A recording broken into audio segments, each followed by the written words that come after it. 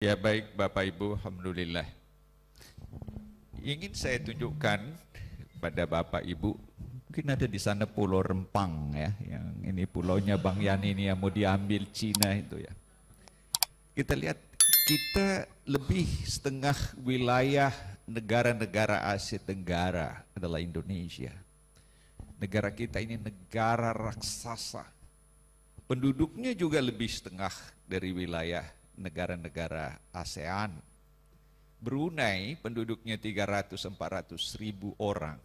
Itu masih bisa lari-lari tidur di satu gedung di Jakarta. Ya kan? Taruh aja di Gelora Bung Karno ya. Begini. Indonesia tidak mungkinlah bisa dilihat sama dengan tetangga kecil itu. Singapura sebelum direklamasi, ya, itu ukurannya jauh lebih kecil dibanding satu pulau di tengah-tengah danau. Namanya Pulau Samosir, Danau Toba. Itu lebih besar. Tapi karena, tidak tahu Pak Bastaha Kasli mengekspor pasir, sehingga tambahan wilayah daratan Singapura itu 2 kali lebih besar dari kota Bandung. Sehingga setiap hari negara ini bertambah luas. Tapi ada 3 pulau kita tenggelam, terancam tenggelam. Karena kebaikan kita pada tetangga ini. Saya tidak ngerti kenapa kita begitu baik ya.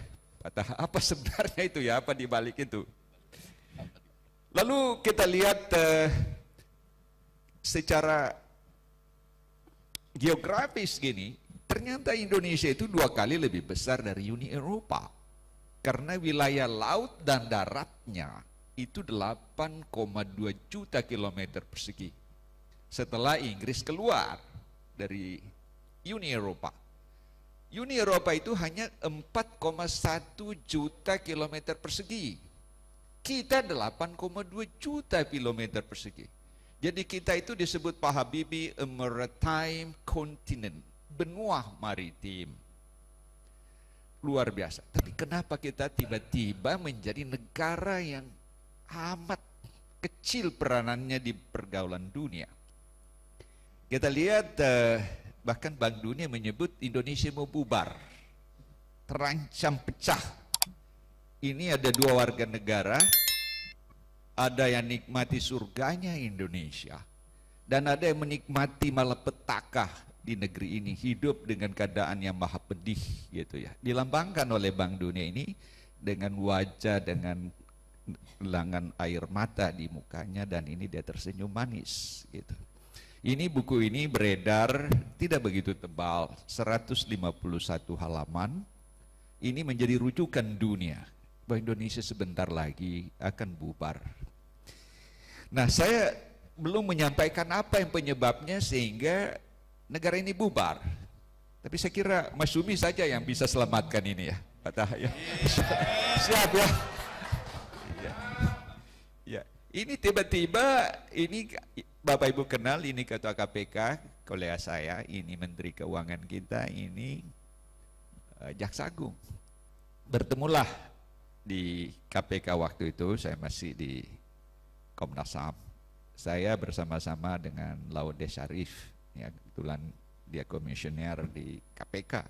Ternyata dihitung-hitung ada 35 juta hektar tanah, itu dikuasai hanya beberapa orang saja. Sedangkan wilayah seluruh DKI itu hanya 66.000 hektar. Ini 35 juta hektar. Dapat dibayangkan. Lalu keesokan harinya di Kompas lagi disebut lagi ini ada tanah seluas 14,6 juta hektar. Jadi 50 juta hektar tanah ini dimiliki hanya kelompok kecil saja. Ini beberapa orang. Mungkin Pak Ketua Umum tahulah siapa-siapa itu ya. Kalau patah tanahnya di sini, ada berapa kolam berenangnya di rumahnya? Ini coba 50 juta hektar. Berapa ribu kali luas Singapura. Only belong to very few selected few Indonesians. Nah, ternyata ini tidak ada gunanya bagi negara. Karena hanya menyumbang 3 triliun rupiah. Ini dipublikasi Kompas tanggal 14-15 Maret 2019. Tapi negara memberi bantuan 7,5 triliun supaya ini bisa optimal pemanfaatan sawit, pemanfaatan ini. Jadi negara rugi 4,5 triliun, sedangkan di genggamannya ada 50 juta hektar tanah. Coba, what's going on? Nah, inilah berkahnya. Berkahnya Indonesia tercatat sebagai negara dengan tingkat kesenjangan kaya miskin terburuk keempat di dunia setelah Rusia, India, Thailand, dan Indonesia. Tapi negara lain tidak ada masalah. Rusia, India, Thailand itu kesenjangan itu nggak masalah karena tanah itu dimiliki raja. Lah orang Thailand sendiri, agamanya sama, bahasanya sama. Kalau kita tidak, anehnya mereka yang kaya ini gitu, dia bawa lari duit itu keluar. Dan bahkan ada lagi orang ini ketika berkunjung ke Cina, dia bilang ada 4.000 pulau kosong, silahkan dipakai itu pulau itu, bisa rubah namanya, bisa Anda ambil gitu. Udah diserbu kita. 4,000 island. Kita punya 6.000 pulau yang kecil-kecil. Tetapi 2.000 itu cukup besar, dan 2.000 lebih besar dari Singapura. Tapi ada 4.000 pulau ini, termasuk Pulau Rempang lah, ya kan? Dan mungkin ada pulau-pulau lain yang kita tidak lihat, ya. Itu sudah dimanfaatkan mereka.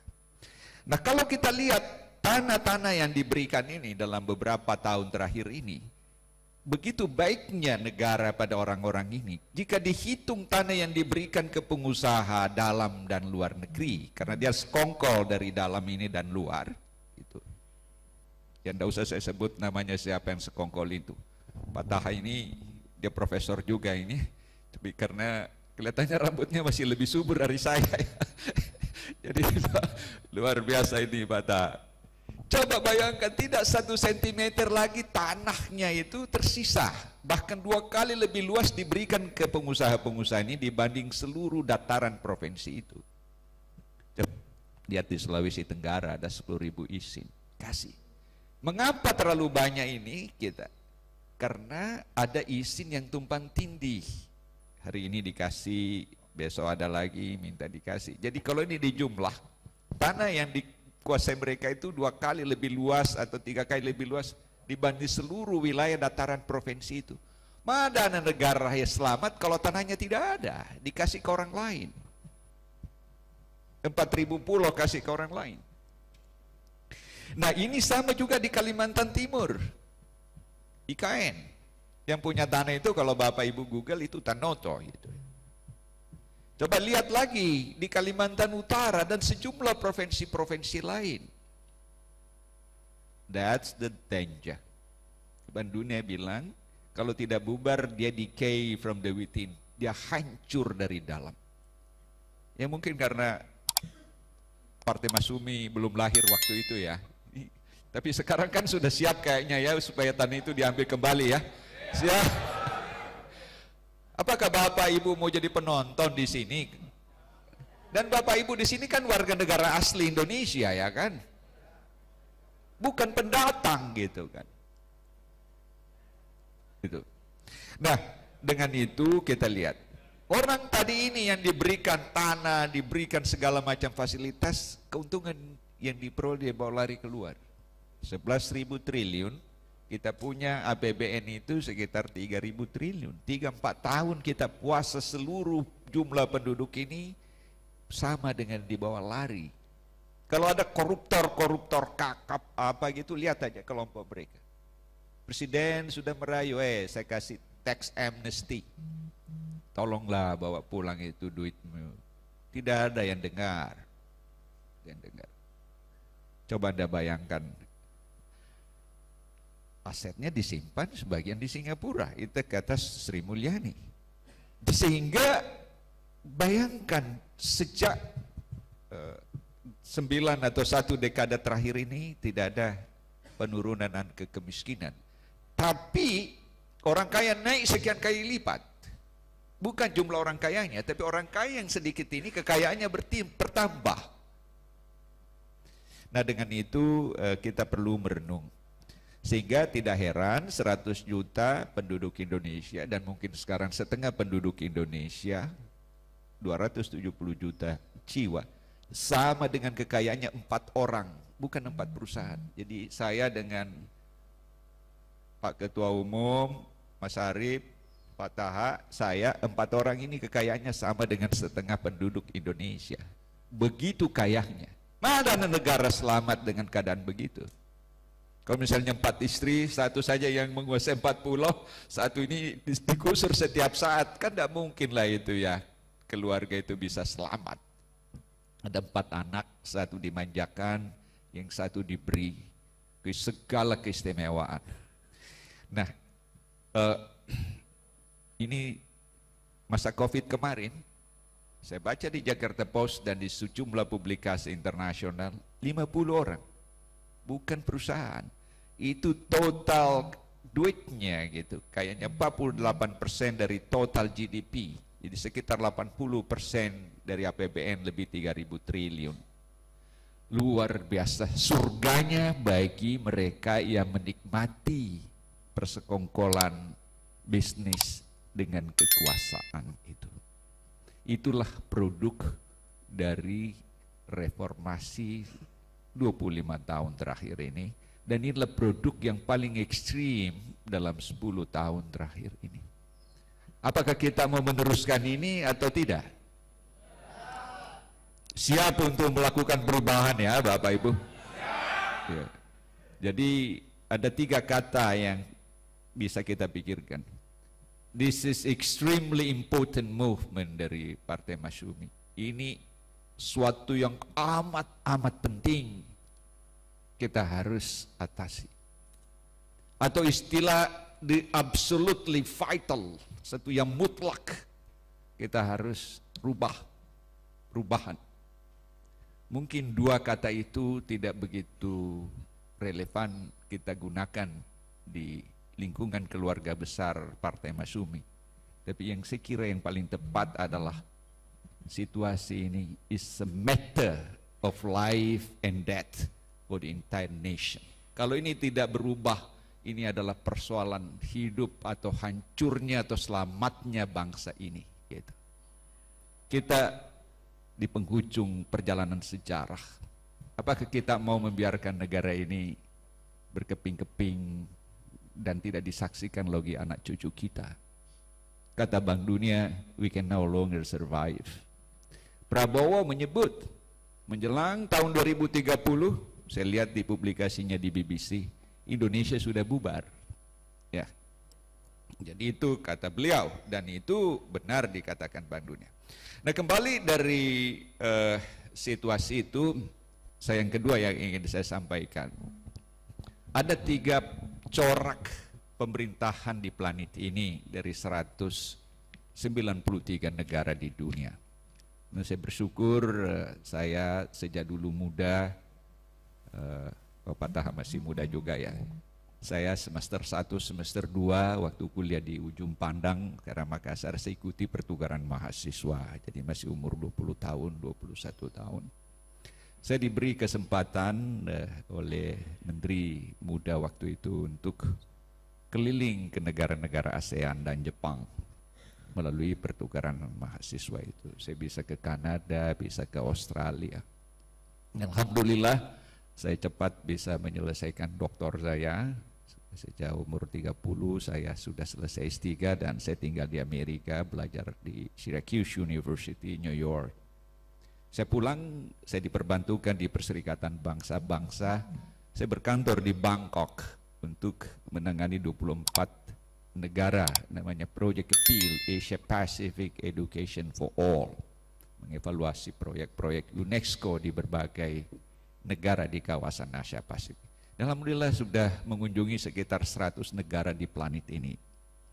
Sebentar sudah sholat maghrib, saya insya Allah akan terbang ke Jordan, saya ke Emirat Arab. Saya tadi janjian dengan Duta Besar Emirat Arab Hussein Bagis di Abu Dhabi, dan sudah itu saya ke Oman lagi, Jordan, dan ke negara-negara tetangganya. Saya sungguh tersentuh melihat keadaan di negeri kita. Seperti kita bersama-sama membiarkan bangsa ini hancur. Apa kita mau ini terus keadaan ini? Dan kalau tidak, mari kita lihat apa yang harus kita lakukan. Nah, saya ingin menunjukkan bahwa sebenarnya corak kehidupan ketata pemerintahan di planet ini ada 3. Pertama, ada dunia yang disebut the first world countries, yaitu negara-negara Eropa Barat, Skandinavia, negara-negara maju, negara-negara industri yang berhaluan politik liberal, kapitalistik.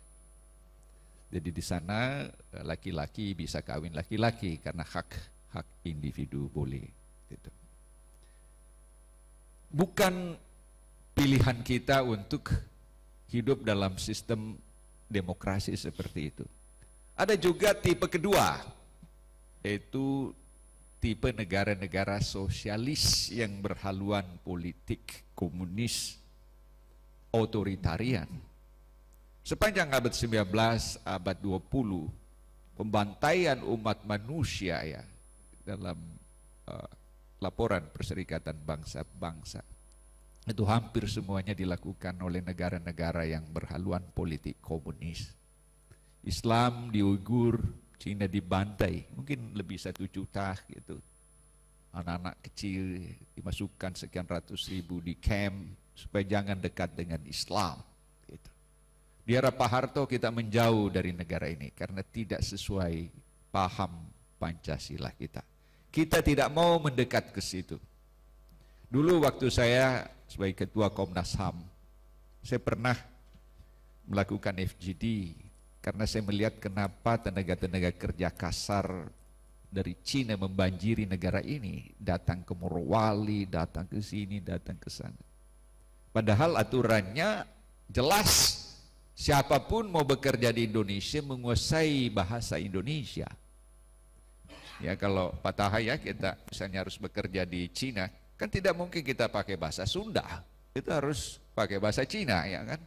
Bisa bahasa Cina Pak? Tahu Bapak Ibu, itu undang-undang dirubah. Kalau dia mau bekerja harus menguasai bahasa Indonesia, itu aturannya sejak kita merdeka, sejak Bung Karno. Itu dirubah, siapapun mau bekerja di sini, mau belajar bahasa Indonesia, jadi rubah saja sedikit.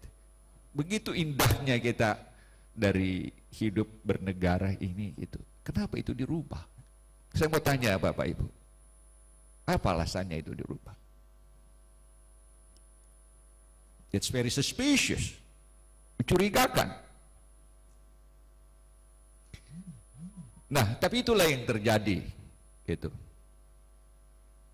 Nah, kita tidak ingin mendekat ke 2 pulau ini.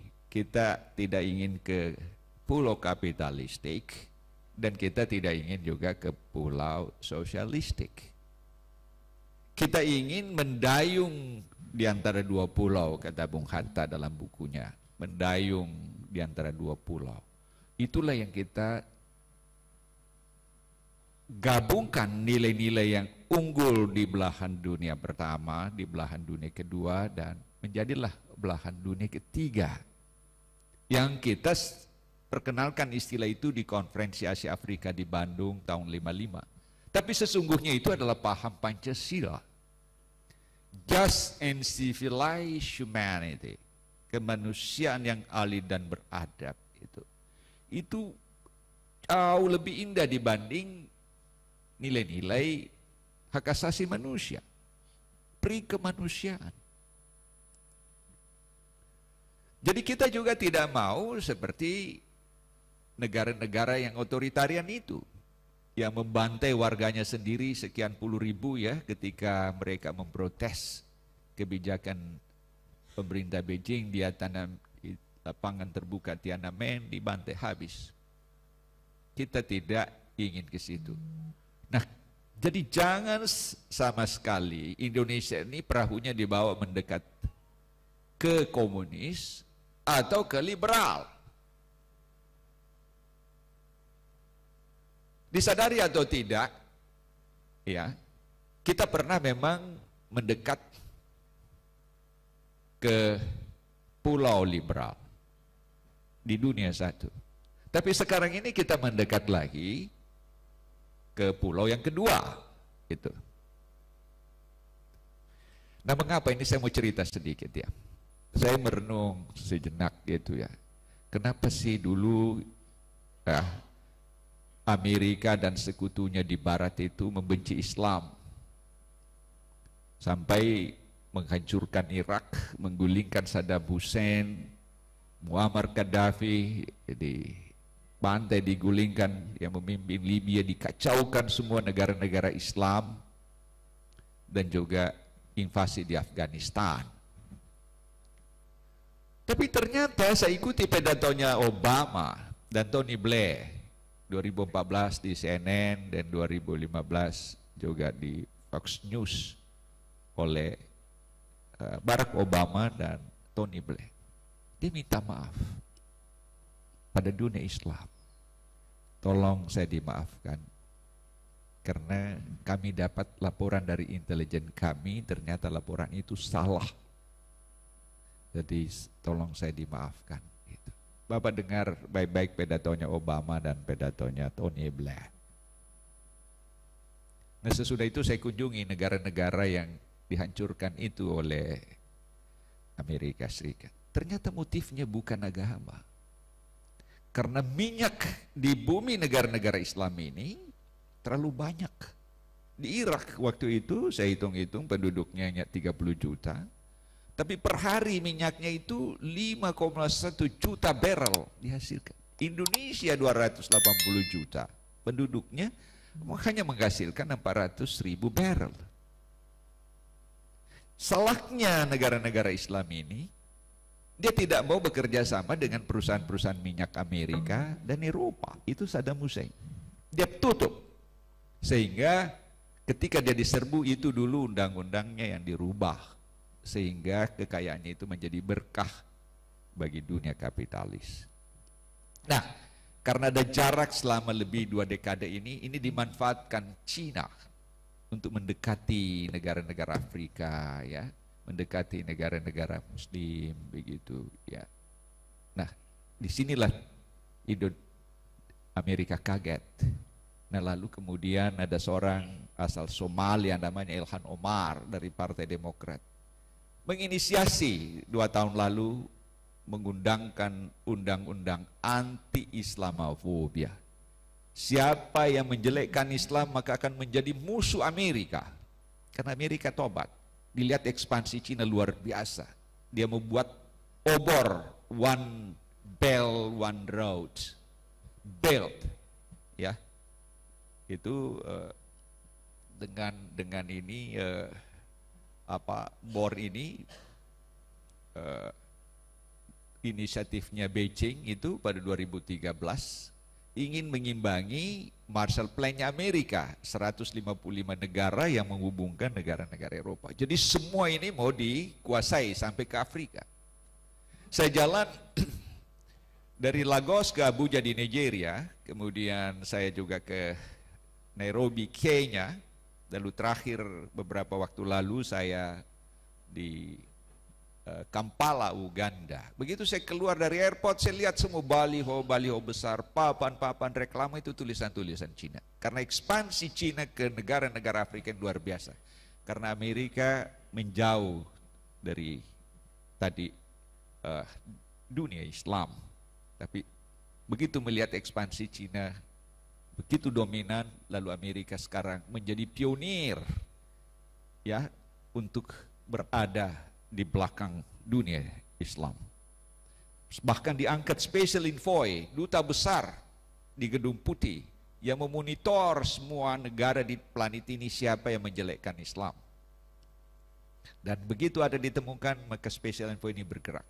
Amerika berhasil menggalang seluruh negara di dunia untuk mengadopsi 15 Maret sebagai Hari Internasional Anti-Islamofobia. Mestinya dengan perubahan global ini, jangan lagi dicurigai Islam. Kemarin ada lagi yang mau survei Kalau ada masjid ya harus didampingi dari apa enggak tahu ya di kantor mana itu BNPT, itu pesantren dicurigai ini. Itu tidak ada lagi itu proyek. Dulu itu proyek Amerika. Nah, sekarang ini Amerika sudah tobat.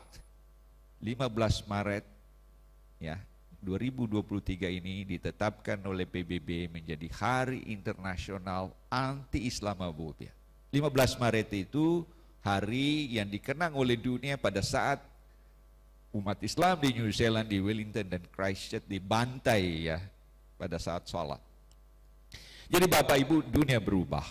Sekarang ini kita tidak perlu lagi melihat Islam itu radikal, ada fundamentalis, tidak. Itu proyek ciptaan Amerika dulu. Nah, saya kembali terakhir,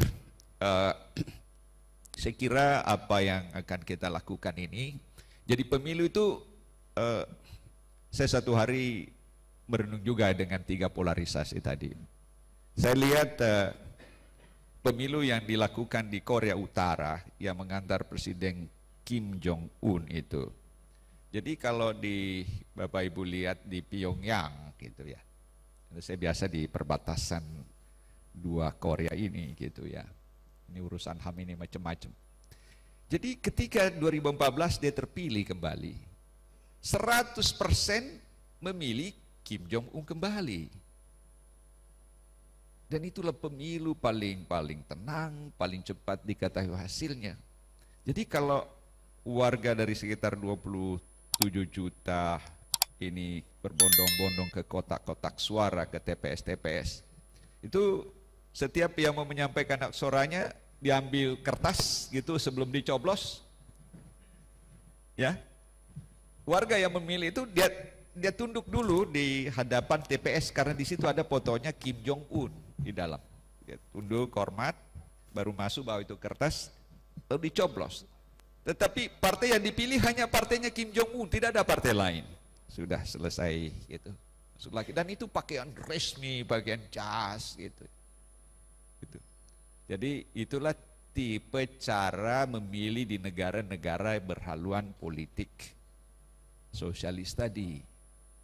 Apa kita mau Indonesia seperti itu? Cukup itu saja yang kita hormati. Jadi sebelum masuk hormati dulu gambarnya yang suka cawe-cawe itu.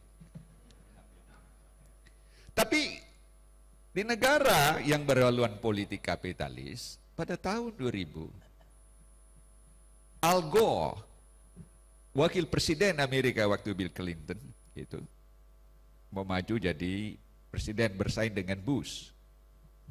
Tapi ternyata selisihnya kecil sekali. Di electoral hall itu, electoral hall hanya beda 5 suara.